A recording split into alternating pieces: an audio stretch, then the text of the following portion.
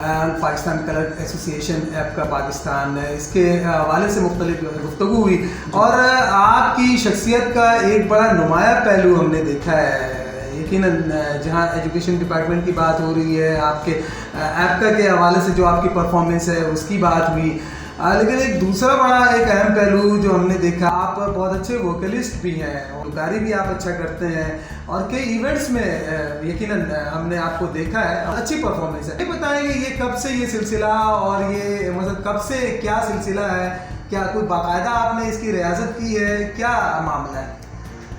ये सिंगिंग का जो शोबा है ये हमने तकरीबन हमें 30 साल हो गए। बचपन से हमें इसको शौक़ था और ख़ास तौर पर पाकिस्तानी और इंडियन दोनों गाने। तो पाकिस्तानी गानों में ज़्यादातर मैं अहमद रुश्दी को बहुत ज़्यादा लाइक करता हूँ, गाता हूँ।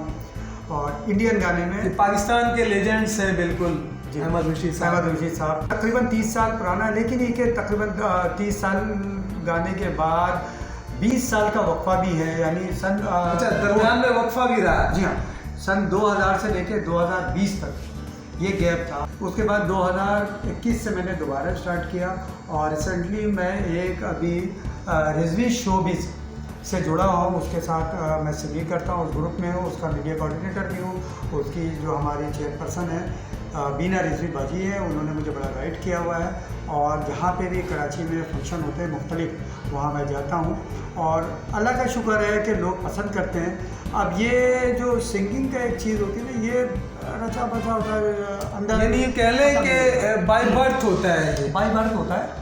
और बस ये है कि उसके अंदर निखार के लिए जो है मुख्तलिफ उस्ताद या रियाजत वगैरह, उससे मज़ीद निखार आ जाता है। जी हाँ, लेकिन ये कि मैं आपको बताऊं कि मेरा कोई उस्ताद नहीं है इस फील्ड में। अच्छा, ये बड़ी बात है, बेगर उस्ताद के माशाल्लाह आपकी आवाज़ बड़ी प्यारी है। बस असल में जो किसी को पसंद करता है, चाहे वो सिंगर हो चाहे कोई भी, तो कोशिश करता है कि जो है ना उसको कॉपी करने के लिए कोशिश करता है और इस पर अल्लाह ताला उसको कामयाब भी करता है। यही वजह है कि अल्लाह ने मेरी आवाज़ में शायद, ये तो अब ऑडियंस बताएंगे जो देख रहे होते हैं, तो वो मेरी आवाज़ को पसंद करते हैं। ज़्यादातर मैं रुश्दी के गाने गाता हूँ पाकिस्तान में, और इंडियन में मोहम्मद रफ़ी साहब और किशोर कुमार की आवाज़ ज़्यादा है। बाकी हर तरह के गाना गाता हूँ, लेकिन जो मेरा फेवरेट है वो पाकिस्तानी सॉन्ग को मैं ज़्यादा पसंद करता हूँ, ज़्यादा गाता हूँ।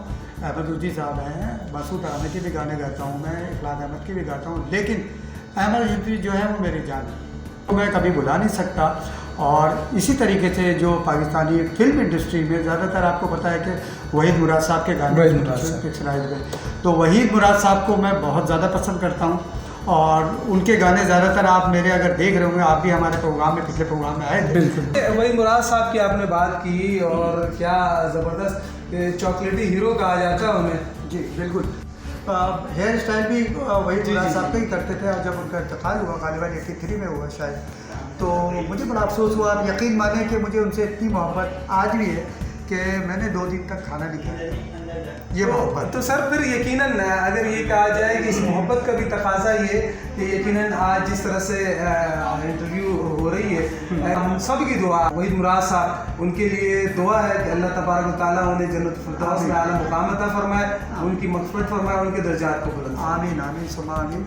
वहीद मुराद साहब के लिए मैं भी बहुत दुआएँ करता हूँ और वो एक हमारे पाकिस्तान के ऐसे लीजेंड हैं, एक सरमाया थे। तो उनके गाने भी चल रहे हैं, उनके स्टाइल लोगों ने अभी तक भूला नहीं है और उनके लिए मैं बहुत दुआएं करता हूं। और मेरी कोशिश यही होती कि जितनी भी मेरी सिंगिंग हो, उनमें से अगर मैं 100 गाने गा रहा हूं तो 90 गाने मेरे वहीद मुराद साहब के ऊपर जो पिक्चराइज हुआ और जो अहमद रुश्दी साहब ने गाए, ख़ासतौर पर अहमद रुश्दी साहब को मैं कभी नहीं भूल सकता, और वहीद मुराद साहब को जो पाकिस्तान में, बस अल्लाह ताला इन दोनों की मग़फ़िरत फरमाए। हमारे यहाँ पाकिस्तान में टैलेंट की कमी नहीं है, ठीक है, किसी भी तरह की टैलेंट की कमी नहीं, बहुत टैलेंट है हर शोबे में बता दूँ है।